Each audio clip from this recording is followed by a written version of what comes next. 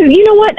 I think that I really actually think that Shedeur, in his own way, was trying not to steal the show for Dylan Gabriel yesterday. I think by him not saying anything, he was trying not to create the next headline. He knows that he's a content machine.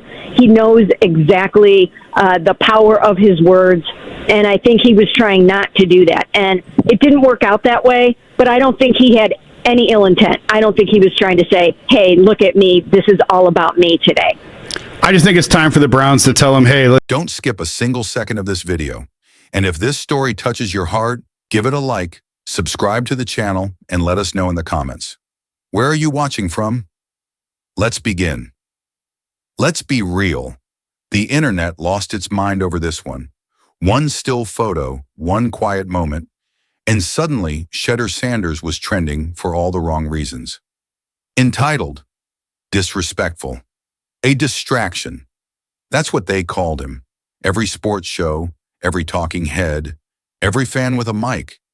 Everyone had something to say about a rookie sitting silently in a locker room. Nobody asked why he was quiet. Nobody tried to understand the pressure behind that silence. They just saw a clip, made a judgment, and moved on. That's how the cycle works. It feeds on outrage, not truth. But here's the part they missed. This wasn't arrogance. This wasn't ego. This was awareness. See, when your last name is Sanders, every blink, every breath, every shrug becomes content. You're not just a player. You're a headline waiting to happen. Shedeur knows that. He's been living in that reality since middle school. Cameras in his face, narratives before he can even speak. The man's learned to treat silence like a survival skill.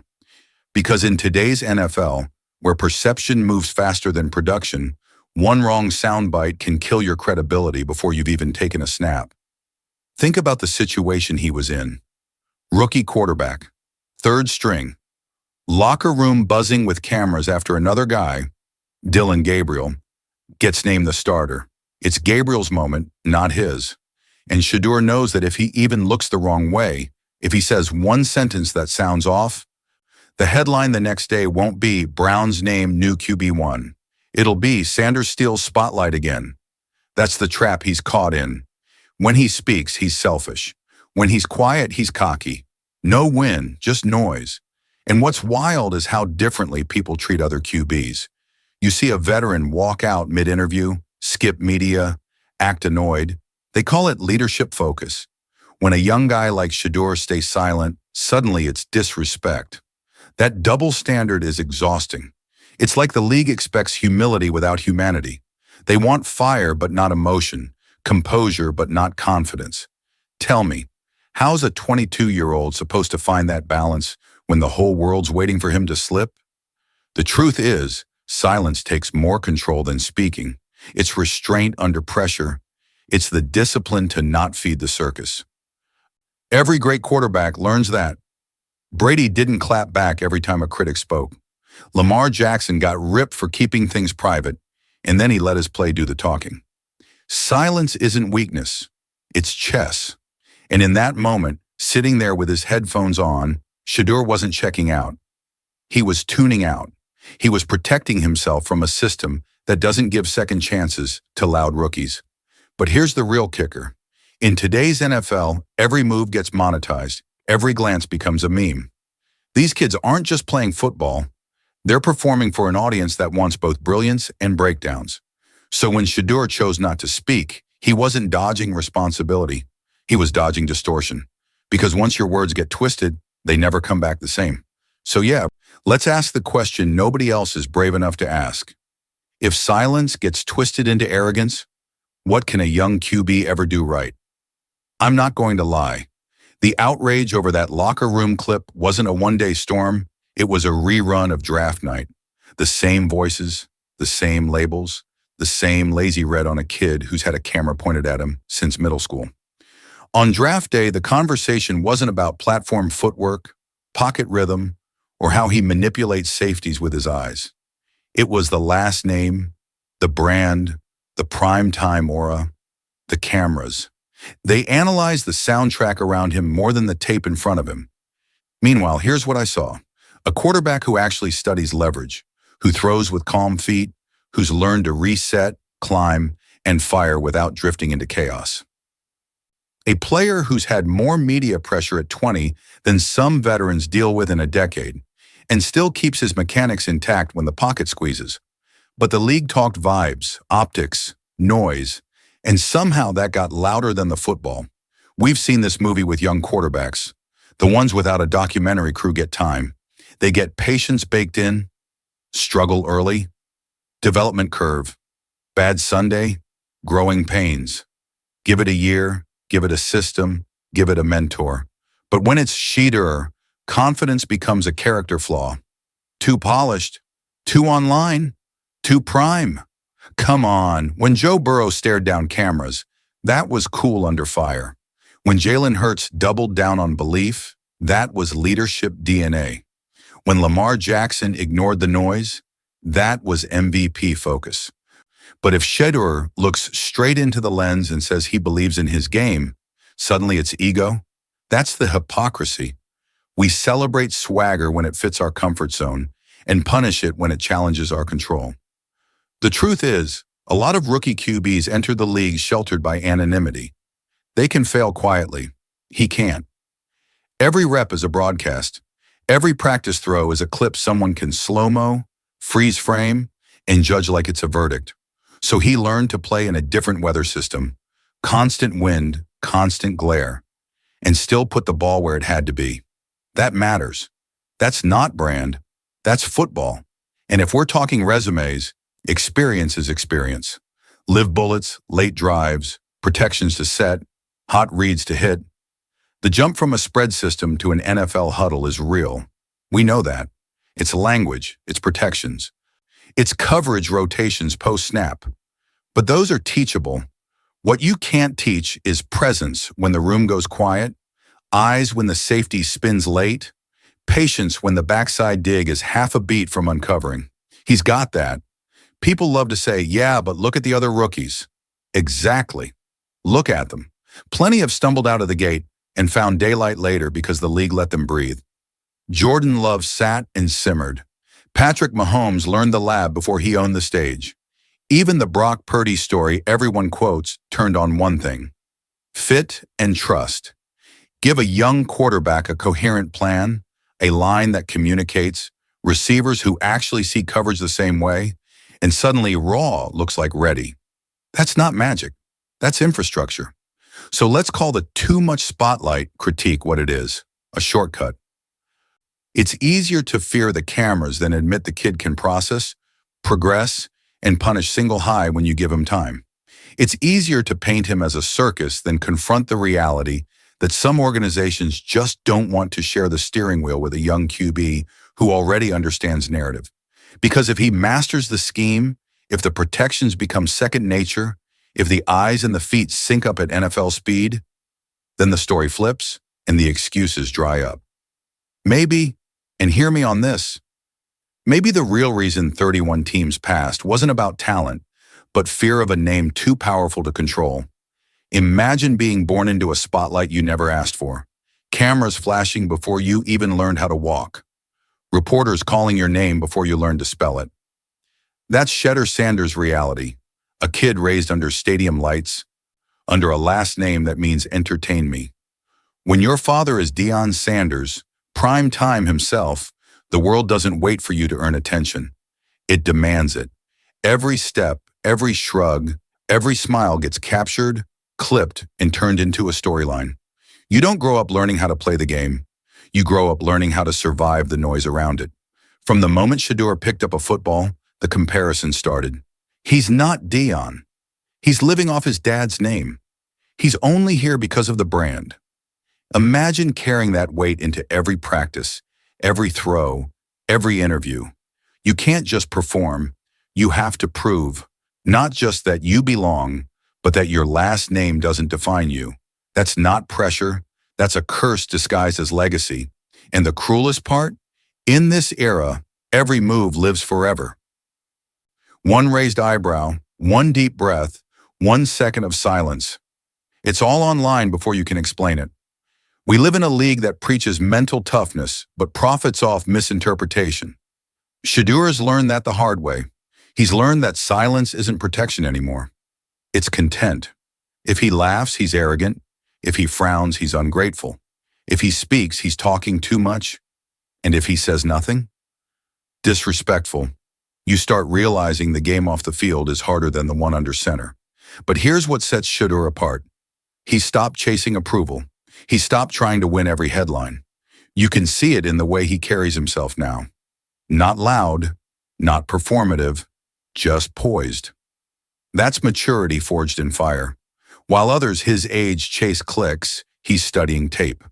While they clap back on social media, he's sitting in film rooms, learning how to read coverage rotations. He's figured out that every reaction costs you energy, and he's saving his for Sundays. That's not detachment, that's discipline. And it's the same quiet evolution we saw with guys like Lamar Jackson, who was called just an athlete before an MVP season shut everybody up. It's what Jalen Hurts went through when people questioned if he was franchise material.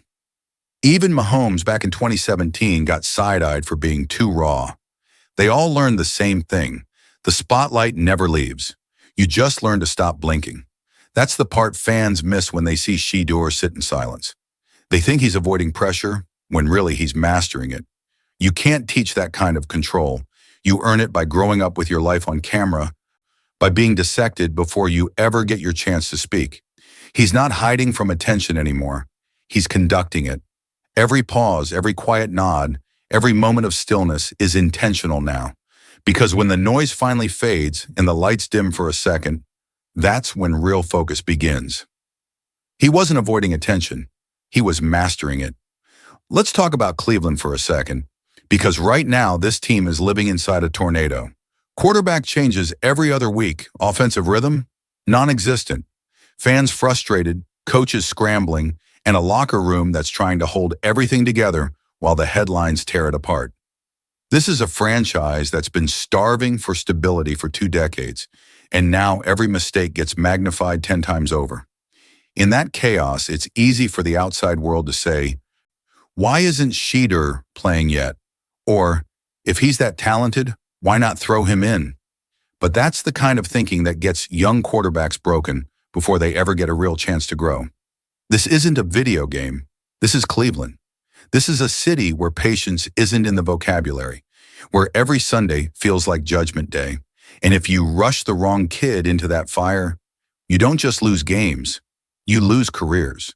That's why this silence, this waiting, this so-called benching isn't a punishment. It's protection. People love to act like if you're not playing, you're failing. That's the media talking. The reality? Some of the greatest quarterbacks in NFL history had to sit first. Aaron Rodgers didn't start right away. He sat behind Brett Favre for 3 full seasons, watching, learning, absorbing every ounce of knowledge before taking the throne. Patrick Mahomes? He had a front row seat behind Alex Smith, studying how to lead an offense, how to read defenses, how to prepare like a pro. When his moment came, he was ready, not just talented, ready. That's what Shedeur's doing right now. He's not in a rush to be famous. He's building a foundation that lasts. You can't survive the NFL on highlights and hype. You survive on understanding protections, on knowing when to check out of a blitz, on seeing that nickel corner creeping down a half second before the snap. That stuff doesn't come from Twitter. It comes from tape, from patience, from watching the guy in front of you fail so you don't make the same mistake later. That's not weakness. That's wisdom. And honestly, I respect it. Because in a league where every young quarterback is pressured to be the guy by week 1, Shedeur is playing the long game. He knows what the media doesn't. That legacy takes time. That real greatness doesn't happen in the headlines. It happens in the huddle, in the shadows, in the quiet moments when nobody's watching. And that's the irony here. Everyone thought that locker room silence was disrespect. But what if it was discipline? What if it was him reminding himself, "Not yet, not my turn"? Because here's the truth. When his moment finally comes, he won't need to talk. He won't need to clap back, tweet, or explain himself. He's not hiding. He's watching. And when his time comes, he won't need to say a word. His game will. Every storm has a silence before it. And in Cleveland, that silence was Shedeur Sanders. Headphones on, eyes forward, saying nothing. The moment went viral, and people called it arrogance. But one day when this kid finally steps under center, they'll replay that clip again, and it won't look like ego anymore. It'll look like prophecy, because that quiet wasn't disrespect, it was focus, it was control. It was the kind of calm that comes from someone who knows his story isn't finished, just paused. Look back at everything we've talked about. The media frenzy, the draft night doubt, the family shadow, the chaos around him. Every piece of it has been noise. Every headline has been someone trying to define him before he's had a chance to define himself. But the thing about noise, it eventually burns out. And when it does, the ones who kept their head down, the ones who kept building, they rise. That's why I keep saying, this locker room silence isn't the story's end. It's the setup. Think about it. Every great quarterback has a moment before the breakout. That stretch of doubt, that season of misunderstanding, that one clip people misread before everything changes. We saw it with Jalen Hurts when people said he wasn't a franchise guy. We saw it with Lamar when they called him a running back.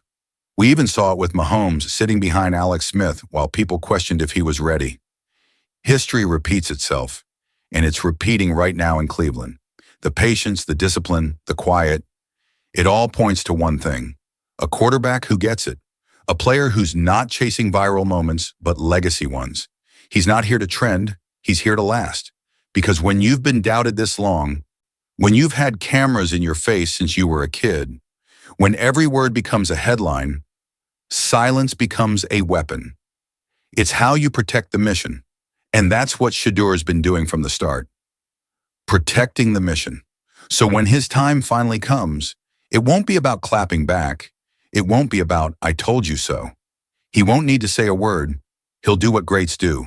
Let his play speak. And trust me, it'll be loud. Because every throw, every read, every touchdown will carry the weight of every name that doubted him. He waited. He listened. He learned. And when he finally speaks, it'll be with touchdowns. That's why I keep saying this. Don't root for gossip. Root for growth. Don't get lost in the noise. Watch the story. Because what's happening in Cleveland right now isn't a controversy. It's a warning. A reminder to every team that passed on him, every analyst that mocked him, every fan that misread his silence. You're about to find out what patience looks like when it turns into power. This isn't just a redemption arc. It's the calm before the rise. And when it hits, everyone's going to feel it.